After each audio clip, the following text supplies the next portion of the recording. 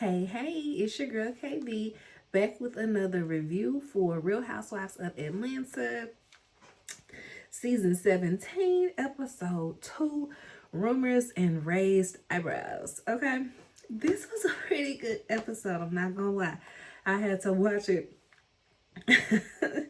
like 3 times to actually take the notes to be like, oh, I gotta talk about this. Because I was enjoying myself and I was kikiing and I was actually looking at the TV. And I'm like, okay, that says a lot with reality TV these days. But we open up, y'all, not little Aiden driving. She said he been driving since 12. Phaedra said this boy has been his daddy's designated driver since he was 12. They asked her, is he her driver too? She said, no, I'm not a drunk. I said, well, now you know the feds watching Phaedra. You know the feds is watching. But they do flashbacks to her being, oh, I don't know when I'm doing this. Baby, only 7 months, you do next week. Oh, girl, I don't know when I'm doing. They flashback to that, and they flashback to him going to pre-K. I will always be your baby. It was just really cute to see, like, wow, it's really been that long. That's type crazy. So then we see Portia Kelly and K Michelle go to, what's it called? Dirty tea. Go to a little tea room. Cute little tea room. K Michelle tells them that she gets the chance to honor a black country singer named Reese Palmer. She gonna be gone for that. Portia and Kelly, they they start off, like they about to be a little friendly, have a little conversation, little, pleasantries. And then Portia dives in for the kill. She says that she knows that Kelly sleeps with married men too. So don't be talking about why I'm sleeping with that lady husband on the after show if you doing the same thing. Kelly like, who's sleeping with somebody's husband? You sleeping with somebody's husband, okay? And so Portia said that she feels like Kelly got cold with her when she started hanging in close to Shamia. Because, Portia and Shamia was falling out. Then Portia, like I said, the whole married man thing. Girl, what the receipt said? I am the receipt. Baby, that's not how this works. She gives this old secondhand story of events. Somebody was on the phone and Kelly was in the background talking about Dennis was on the phone with Portia. This is dumb. It sounds made up. And all I could hear in my head was Candy. You just made that up. No, I didn't. Yes, you did. You just made that up. No, I didn't. It just sounded ridiculous. And Kelly is just thinking, what we all thinking, y'all, like, what? Why would I be thinking about you and Dennis, okay, while I'm getting it in with somebody's husband? And then she tried to be shady, talking about some, look at Dennis, why would I be thinking of him? Girl, Dennis look better than your ex-husband. That's what you not finna do. So then they just kind of get up and hug it out, child. I think, who was it? Kelly asked for a hug. You not gonna hug me like you hugged Drew? These girls just want to lap up Portia's titty milk. It's crazy. How they treat Giselle over there in Potomac, that's how they treat Portia over here. And just, they'll argue with Portia a little more than what they'll argue with Giselle. But they still want to lap her up nonetheless, child. It's really crazy. It's really crazy. You ain't gonna hug me like you hugged Drew? So Portia get up, she want to hug, you want to hug. And y'all, Kelly, I had to look back to see if Kelly had on heels. I had to rewind the scene to see if Kelly had on heels because she legitimately was titty level to Portia. I said, Portia is such a stallion, boy. That is crazy. And Kelly is such a munchkin. Such a little munchkin.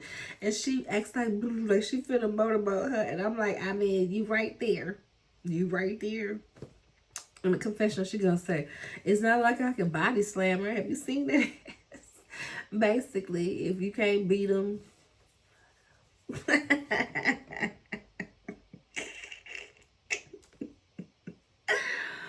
Ooh. K Michelle and Caston, we see them getting comfy in Atlanta. Their relationship is peculiar. It's peculiar because why have you been chasing this man for years? We know that he's a cheater. We know that they've been back and forth for like 10, 20 years or something of the sort. They were on marriage boot camp together years ago. I feel like she mentioned him when she was on her own show at some point, maybe. I don't know. But we've seen him and her together for years. Still not married. It's just a very peculiar relationship. And in the way she had to bully him, corner him into marrying her, it's just like, well, alrighty then. So I guess it's just, the devil you know versus the devil you don't know. You know what I mean? Maybe he only cheated while she was away on the road, because that's a little understandable. You on the road for months at a time, all the time? I gotta have me something local, girl. You calm down. Maybe he only cheated when she was on the road. I don't count. So she briefly mentions that she was about to marry somebody else, but they swung it back around and got married. This is what I talked about. She mentioned on Jason Lee. So I figured that it couldn't be much to that storyline with the way that she said it on Jason Lee's podcast, because a lot of people was like, oh my gosh, she gonna get in trouble for that. Oh my gosh, she gonna get in trouble for that. She telling too much of the storyline. She's telling too much of the storyline. But it's like, oh, she just literally casually dropped it in the episode. So it actually filled in that blank, because it looked like that's all we was gonna get from it anyway. So she said she was about to go for somebody else, and she went and told Cassie, this other man over here trying to marry me. What you talking about? Are you gonna do this or what? He was like, girl, you ain't gonna marry nobody. And she was like, yes, I am. And then I guess he was just like, girl, come on, dang, getting on my nerves, so bossy. Okay. So, he just, I guess, an old nonchalant Memphis nigga. That's what I'm attributed to, because he seemed like he loved her. He's very interactive from what I remember with them being on boot camp. It seemed like a genuine relationship. He just probably be like, girl, I got time to be tied up with. Now I can't leave you. Now I can't leave you. I don't know, child. But they together now. And yeah, he has to get his license. He's a dentist. He got to get his license and somewhere to work or start a dentist practice out there in Atlanta. He got a place with him and his dad joined the practice back home in Memphis, here in Memphis, but gotta figure out where it's gonna be at in Atlanta. She mentions wanting a daughter, and he seems cool with that. I said, good. We don't need no more Kirks. We don't need no more Kirk Kings, okay? We see Pinky and her husband. She says she got pregnant 3 months into them knowing each other, and they've been pushing them out back to back. He got 2 daughters before her, so they got 5 kids total. She wants more, but barely remember the last one name.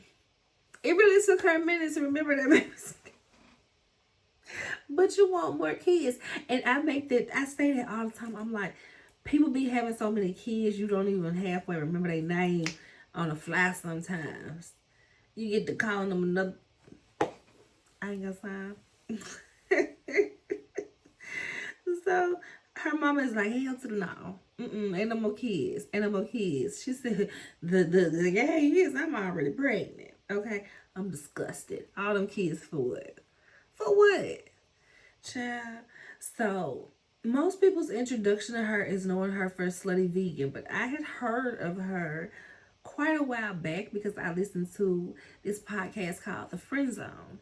And they're based in New York. And when Pinky lived in New York and when she ate meat, she had a Jamaican restaurant. And her Jamaican restaurant burnt down. And I think maybe that's when she went to Atlanta, went back to Atlanta. Not sure how that timeline went. Never really followed up. I just remember them always being like, oh, Pinky, remember, oh no, Pinky's burnt down. Pinky in Atlanta, she opened up a vegan spot. And I was like, oh, okay, she in Atlanta.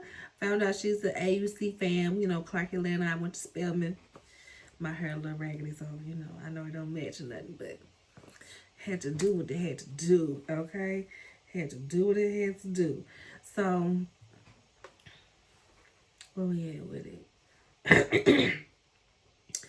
So that's how I was introduced to Pinky. But she's the owner of Slutty Vegan. It's a vegan burger shop.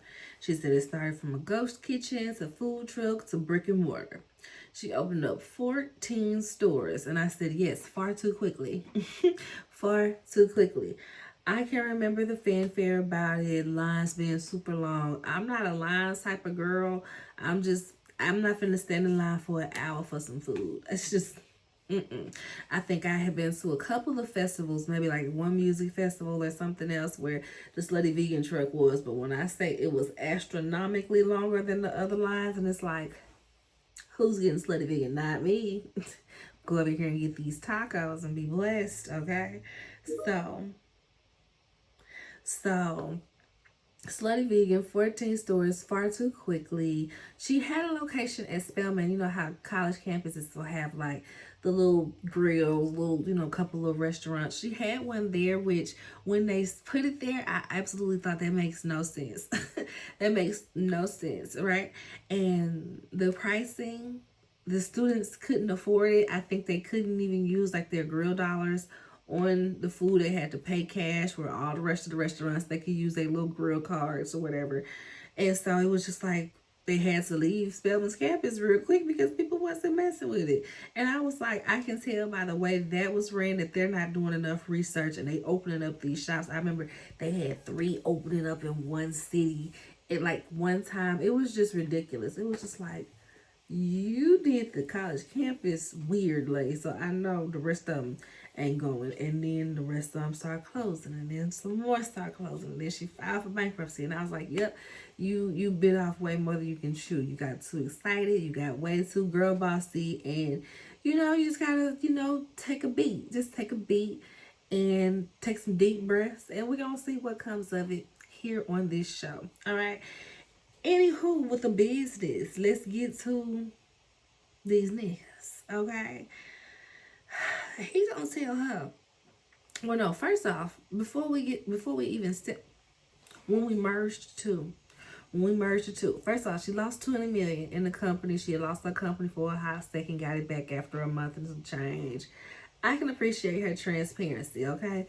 So she's talking to her husband, and he's talking about some business stuff because he has a restaurant as well. And he get a little too swollen the chesticles for me, okay? She's giving him business advice, like maybe you should do this versus doing this. And he's like, I've been in business longer than you, right? Excuse me? And so they kind of have a little back and forth. And I ain't gonna lie, my first thought was like, you're filing for bankruptcy. I got this. But he was like, I've been in business longer than you, right? Then tells her that she's too dominant and she's used to running people, and he had to humble her.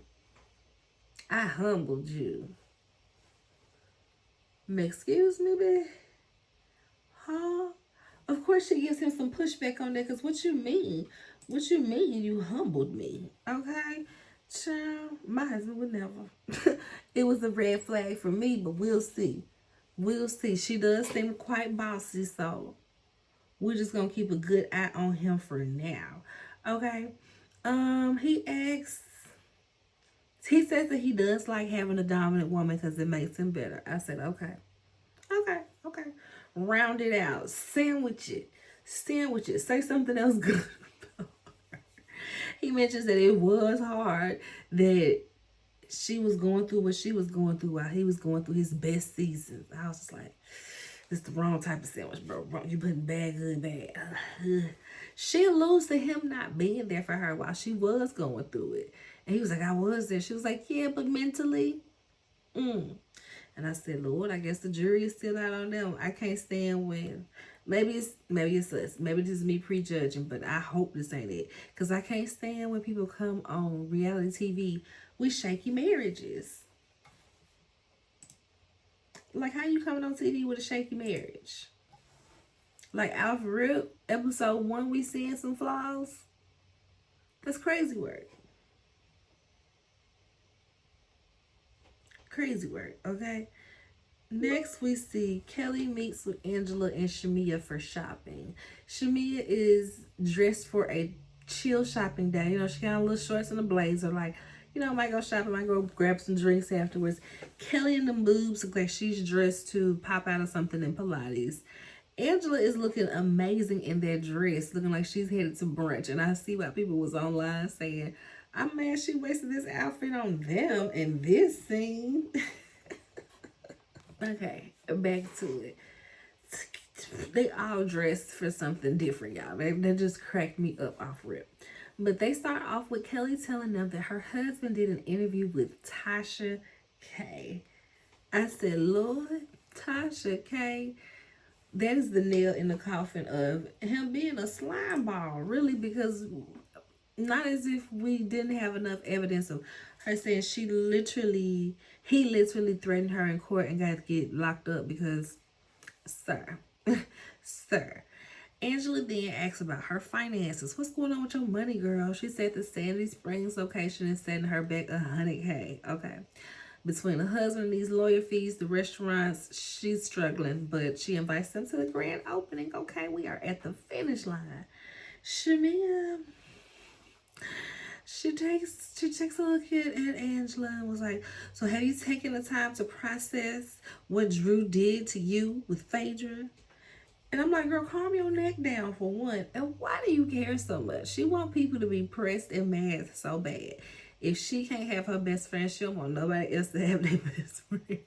It's so childish and ridiculous. Angela's just like, girl, we fine. I ain't pressed. She explained her side. Girl, I ain't mad about it.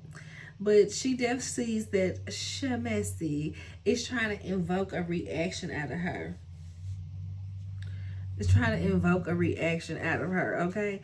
Kelly is telling them about the talk she had with Portia and ends up saying, Portia. And they're like, girl, you said that to her face? And they like, she said, well, nah, but I was thinking it. I'm saying it now. Girl, you so lame. But she's the one that went in that lady house and took her man, zapped that man up and took her man. Okay, and then she does tell them that she asked for a hug. Shamia's like, girl, I wouldn't have hugged her. I wouldn't have hugged her. I said, girl, please, you would have licked her ass crack if she asked you to, Shamia. Please stop with the shenanigans. My God, Shamia. She really is such a flop, and it's so sad. We had high hopes. We had high hopes for Shamia. And she falls flat every time.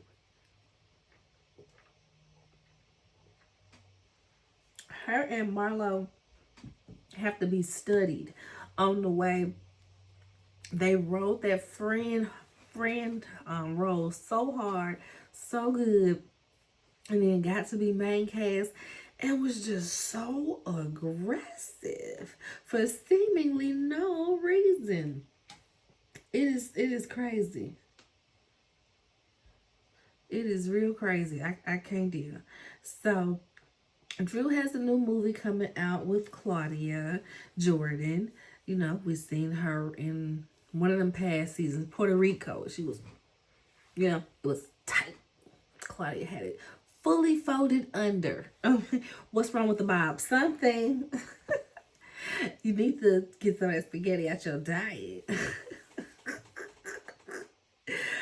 When you were my age, you had edges. Claudia and Nene was such a fun back and forth. It was so fun. They treated Claudia like she was never on the show.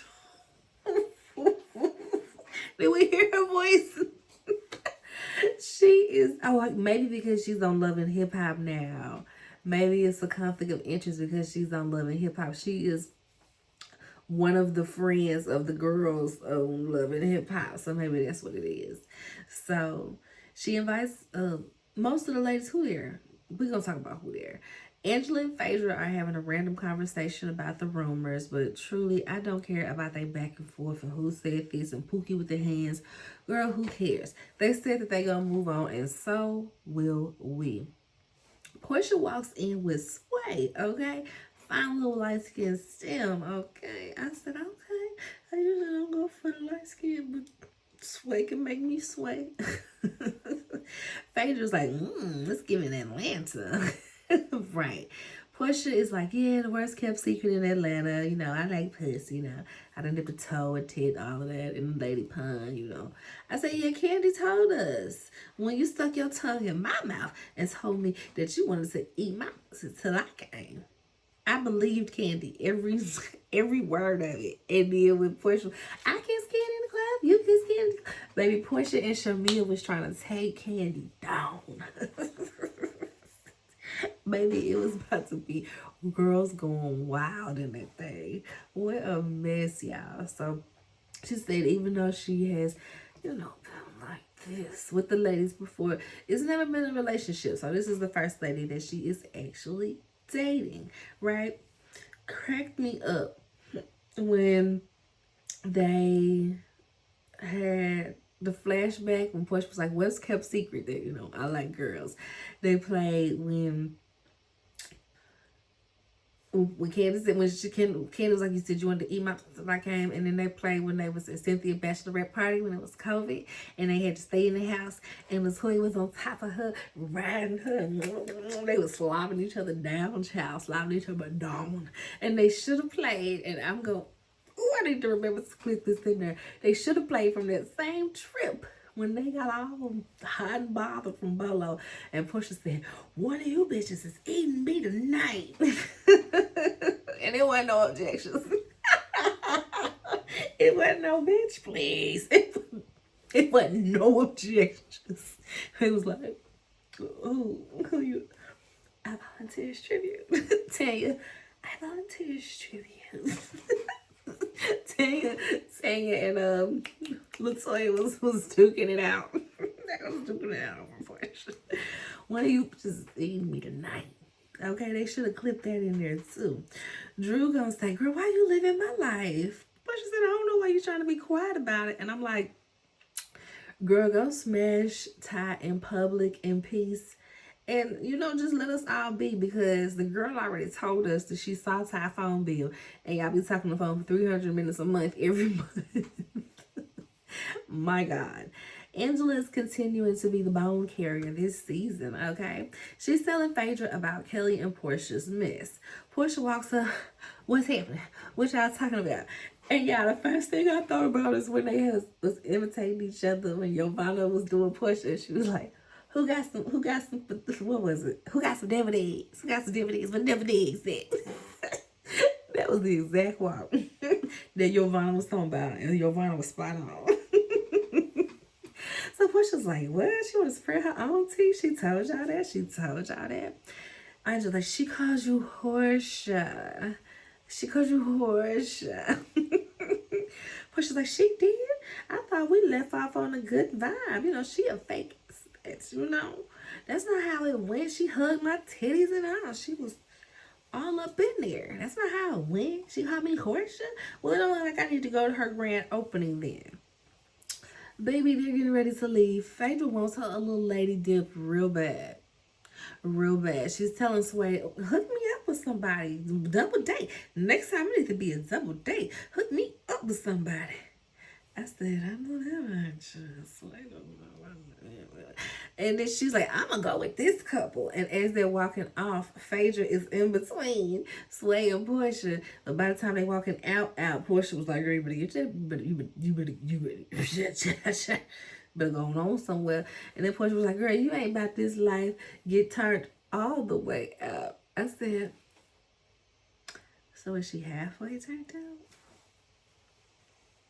Just a question. Kelly has her grand opening, which I'm like, dang, it's already closed. Shamia in that green Hanifa dress looks so good. Shamia's body is amazing. Face card never declines. I love the little she be doing. Like, Shamia has all the makings of being that girl, but the confidence is lacking. And you can tell in the way that she acts. She's very desperate for approval and friendship. And it's just like, baby, you should be able to stand on your own because you're really that girl, okay? You're that girl. Believe in yourself, okay? That's what Sugar Mama said. So, she looked good at the premiere when they did that cold plunge at the beginning and that pink. Shamia. Shamia. The body was already there, but she even said last season she just gonna get that little back fat. She got that back. Shout out to the surgeon because they smoothed that right on out. That's all she needed was that little smoothing out right there. Shamia's mama said, you know, she gonna come over there with a paddle if they act up. Because Drew was like, yeah, you know, your daughter like to come for me. And they was like, Drew, not the mama, not the mama. Mom said, let me get my paddle if y'all be over here acting up, okay?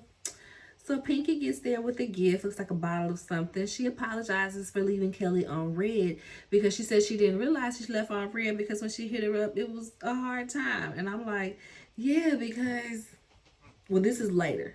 This happened later. Phaedra gets there. She looked a fool. What is this gold member vibe that she's on? The outfit that she had at the movie premiere and the outfit that she's wearing to the chicken waffle spot opening. A fool. Phaedra calls Angela friend and Shamia eyes about to pop out her head. They like, girl, why is you mad? No, I'm proud. I'm proud of how fast you guys moved on. But when it was me and Portia, we had to do it in front of people and da-da-da. She in the confessional like, no, I want to know how it happened, when it happened, da-da-da. Like, girl, why are you having a tantrum about people making up? Shamia. Kelly arrives looking great. This is when Pinky gives her the gift and apologizes for leaving her on red. She tells her that she was going through a hard time at the time and she didn't realize it.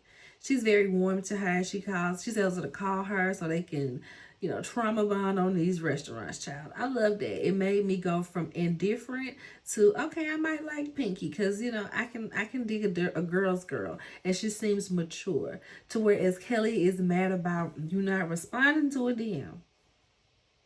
Kelly, how old are we?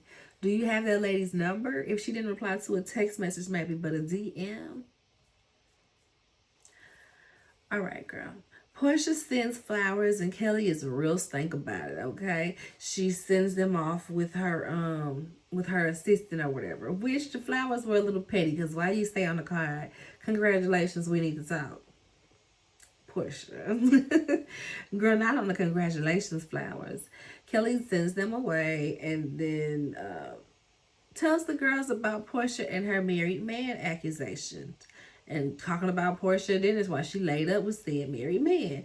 Cynthia said, that's the last person you should be thinking about. You should be thinking about his wife. Exactly. Portia's story sounds crazy. Now, somehow Portia is on the phone. I can't tell if it was Cynthia or Phaedra. They pass it to Kelly. Where are you? Yeah, girl, you ain't finna get no secondhand tea from my party now while that's going on. Portia, them titties, they look fresh. They look fresh. They have not dropped at all. Broken flowers from a broken person. Oh, that's how you feel? Oh, really? That's how you feel? Answering the confessional like, no, call her Portia to her face. Everyone at this point is just kissing the leaves, saying their goodbyes. Production yanked that fan from Angela. Cracked me up. Shamia tells Drew congrats on the movie, even though she wasn't invited to the premiere. Now Drew and Shamia get to fussing, child. Why did Shamia mama come over there preaching and praying? Child scream about the enemy. The enemy trying to tear you down. The devil is a lie. Ma'am, go away. Go away. They get to rehashing why they mad, and Drew is just like, listen, the apology was fake. Period. Y'all, Shamia is gaslighting not only Drew, but all of us. Because she gonna say some, who has it in their heart to just keep disliking people? The delusion is on a foul out. It's insane. Shamia is being so unlikable this season, and I really hate that for her. I do. So, at this point, I'm wondering who was the bad friend who was the cause of the decline in the friendship, because Shamia, we thought it was Portia for all these years, but looking at how Shamia moved, how she waited to get on TV to blast Portia for being a bad friend, and just everything to follow, it's like, all right. We actually see a clip of K. Michelle at the awards singing. Child, afterwards, we see her at the doctor because she didn't have some complications from them damn injections, okay? She feels so stupid for, you know, having to go through this because she did it to herself. It was a dumb decision that she made. She already had a booty, so going to get more booty was just unnecessary, and she's paying for it. So that's the episode, y'all. Like I said, I enjoyed the episode. They had some things going on. It seemed, seemed interesting enough. We're gonna have a decent season. They got a little something here. It's missing something, I feel like.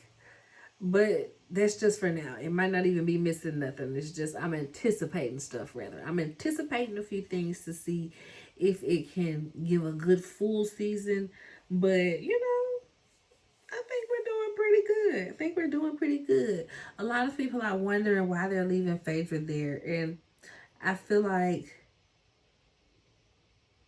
leaving Phaedra there and Portia being there kind of leaves the door a little more open for Nene to come back. And not this season, of course. I think they're done with this season, but I could definitely see them, slowly introducing her in the second half of the following season. They might have an event where Nene might be at, type deal, and stuff like that. So I guess we stuck with Phaedra. I say that to say I guess we stuck with Phaedra, y'all, at this point. So that's it for this episode. Make sure y'all like the video. Subscribe to the channel if you haven't already. Share the video and comment. Let me know what y'all think. Y'all enjoying this so far? Sway is cute. Sway is cute. Over there looking like Jodeci. Child, she cute. Don't let my husband hit me, child. Bye.